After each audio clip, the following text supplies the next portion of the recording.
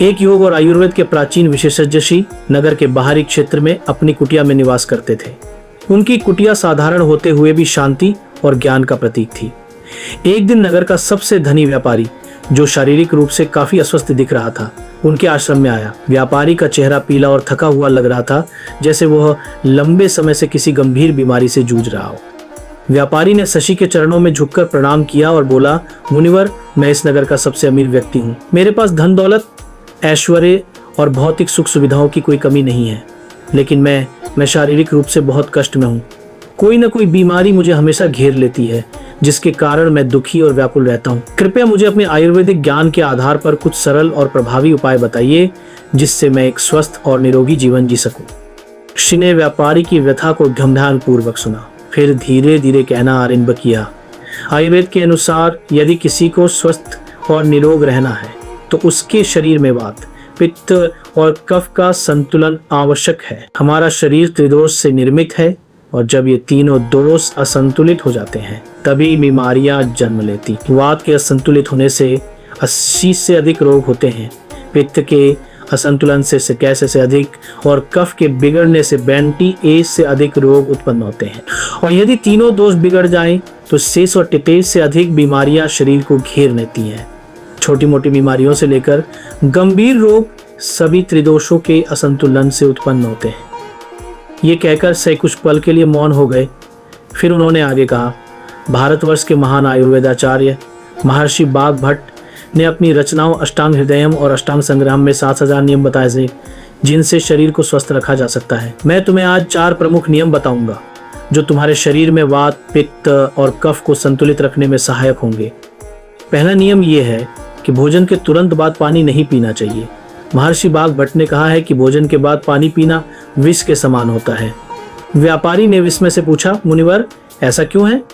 ऋषि ने उत्तर दिया, जब हम भोजन करते हैं तो वह जठर में इकट्ठा होता है, जिसे संस्कृत में जठराग्नि कहा जाता है। यह जठराग्नि हमारे भोजन को पचाने का काम करती है, लेकिन यदि हम भोजन के तुरंत बाद पानी पी लेते हैं तो ये जठराग्नि कमजोर हो जाती है।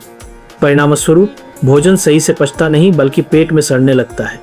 यही सड़ा हुआ भोजन 100 से अधिक विषाक्त तत्व उत्पन्न करता है, जो आतन जिन्हें कहता है बनते हैं। पेट में गैस, जलन और पेट फूलने जैसी समस्याएं उन्हीं लोगों को होती हैं जिनका भोजन सही से नहीं पचता।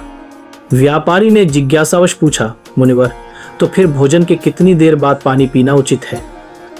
ऋषि ने व्यापारी के प्रश्न का उत्तर देते हुए कहा, खाना खाने के बाद कम से कम 1 घंटे तक पानी नहीं पीना चाहिए, क्योंकि जठराग्नि उस समय भोजन को पचाने की प्रक्रिया में लगी रहती है। यदि इस समय में पानी पिया जाए तो वह जठराग्नि को शांत कर देता है और भोजन ठीक से नहीं पचता। व्यापारी ने एक और सवाल पूछा, मुनिवर, क्या हम खाना खाने से पहले पानी पी सकते हैं?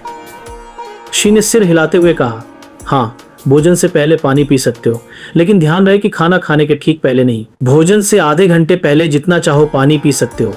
इस समय पानी पीने से जठराग्नि प्रबल होती है और खाना अच्छी तरह से पचता है। व्यापारी ने आगे पूछा, मुनिवर, अगर भोजन के बाद पानी नहीं पीना चाहिए तो क्या कुछ और पी सकते हैं? ऋषि ने उत्तर दिया, हाँ, भोजन के बाद कुछ पेय पदार्थ पी सकते हो। खट्टे फलों का रस, दही की लस्सी, मट्ठा या नींबू की शिकंजी पी सकते हो। ये पेय न केवल शरीर को ताजगी देते हैं, बल्कि पाचन प्रक्रिया में भी सहायक होते हैं। अगर तुम इनका नियमित रूप से सही समय पर सेवन करते हो तो ये शरीर के त्रिदोषों वात, पित्त, इतने संतुले इस कफ को संतुलित रखने में मदद करेंगे।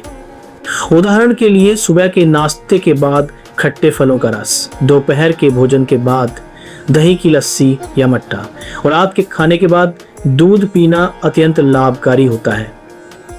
ऋषि ने गंभीरता से कहा, जो व्यक्ति इस पहले नियम का पालन करेगा वह भोजन के सड़ने से उत्पन्न होने वाली 80 से अधिक बीमारियों से बचा रहेगा। व्यापारी ने ध्यानपूर्वक सुनते हुए सिर हिलाया और फिर उसने उत्सुकता से पूछा, मुनिवर, आप त्रिदोष संतुलन के अन्य नियम भी बताइए। ऋषि मुस्कुराते हुए बोले, महर्षि बाघ भट्ट के अनुसार त्रिदोष संतुलित रखने के लिए दूसरा महत्वपूर्ण नियम यह है कि जब भी पानी पियो उसे घूंट घूंट भरकर धीरे धीरे पियो। व्यापारी ने अचरज से पूछा, लेकिन ऐसा क्यों मुनिवर? ऋषि ने समझाया, हमारा शरीर एक जटिल यंत्र की तरह है और इसे सुचारू रूप से चलाने के लिए हमें उसे समझदारी से संचालित करना होता है। जब हम पानी एकदम से पीते हैं तो वह शरीर की प्रणाली पर अतिरिक्त दबाव डालता है और यह प्रक्रिया पाचन तंत्र को भी बाधित कर सकती है। धीरे धीरे पानी पीने से शरीर इसे सही ढंग से अवशोषित करता है और पाचन प्रक्रिया में भी सुधार होता है। ये नियम भी त्रिदोषों को संतुलित रखने में सहायक है। ऋषि ने आगे कहा, अगर तुम योगासन और प्राणायाम का अभ्यास भी नियमित रूप से करते हो और इन चारों नियमों का पालन करते हो तो तुम्हारा शरीर स्वस्थ और संतुलित रहेगा। योग और प्राणायाम न केवल शरीर को शारीरिक रूप से सशक्त बनाते हैं बल्कि मानसिक शांति भी प्रदान करते हैं। ऋषि ने समझाते हुए कहा, हमारे मुंह में जो लार बनती है वह क्षारीय होती है और हमारे पेट में जो अम्ल बनता है उसे संतुलित करने में मदद करती है। जब हम धीरे धीरे घूंट घूंट पानी पीते हैं तो लार पानी में मिलकर पेट तक पहुंचती है। इससे पेट की अम्लता नियंत्रित होती है और पेट की जलन की समस्या खत्म हो जाती है। जिनके पेट में अम्लता नहीं होती उनके रक्त में भी अम्लता नहीं होती। व्यापारी ध्यान से सुन रहा था और फिर उसने पूछा, मुनिवर, इसका मतलब यह है कि पानी को धीरे धीरे पीने से हमारे वात, पित्त और कफ तीनों संतुलित रहते हैं? ऋषि ने सहमति में सिर हिलाते हुए कहा, बिल्कुल सही। अगर तुम पानी या किसी भी पेय को धीरे धीरे और घूंट घूंट भरकर पियोगे तो यह तुम्हारे शरीर को और भी अधिक लाभ देगा। यहाँ तक कि प्रकृति भी हमें यही संकेत देती है।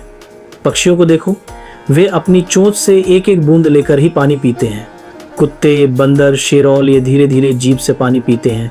सिर्फ कुछ बड़े जानवर जैसे गाय, हाथी और बैल जो बड़ी मात्रा में पानी की जरूरत रखते हैं वे ही अधिक पानी एक साथ पीते हैं। व्यापारी ने फिर पूछा, मुनिवर, ठंडे पानी के बारे में क्या विचार है?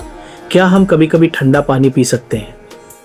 ऋषि ने गंभीरता से उत्तर दिया, चाहे कितनी भी प्यास लगी हो, कभी भी अत्यधिक ठंडा पानी मत पियो। हमारा शरीर अंदर से गर्म होता है और अगर तुम बहुत ठंडा पानी पीते हो तो शरीर उस पानी को अपने तापमान के बराबर लाने के लिए अतिरिक्त ऊर्जा खर्च करता है। इससे तुम्हें थकान और सुस्ती महसूस होती है। साथ ही ये ठंडा पानी पित्त और कफ के संतुलन को बिगाड़ सकता है, जिससे सर्दी, खांसी और जुकाम जैसी समस्याएं हो सकती हैं।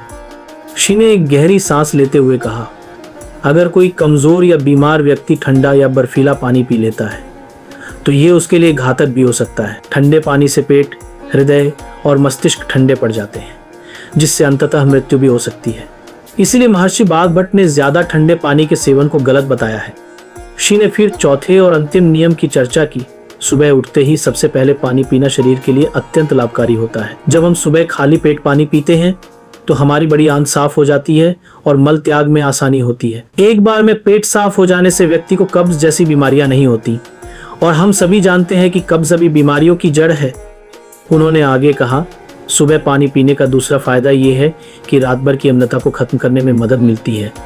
मुंह की लार जो कि क्षारीय होती है, पानी के साथ पेट में पहुंचकर अम्ल को निष्क्रिय कर देती है। इसलिए सुबह उठकर पानी पीना अत्यंत आवश्यक है। व्यापारी को अब एहसास हुआ कि उसे उसकी समस्याओं का हल मिल गया है। उसने सायसी का धन्यवाद करते हुए कहा, मुनिवर, आपके बताए हुए इन 4 नियमों का मैं हर दिन पालन करूंगा। उसने संतुष्टि के साथ प्रण लिया और सायसी के चरणों में झुककर विदा ली। वह जान चुका था कि ये आयुर्वेदिक नियम उसकी बीमारियों को दूर करेंगे और उसे स्वस्थ जीवन प्रदान करेंगे।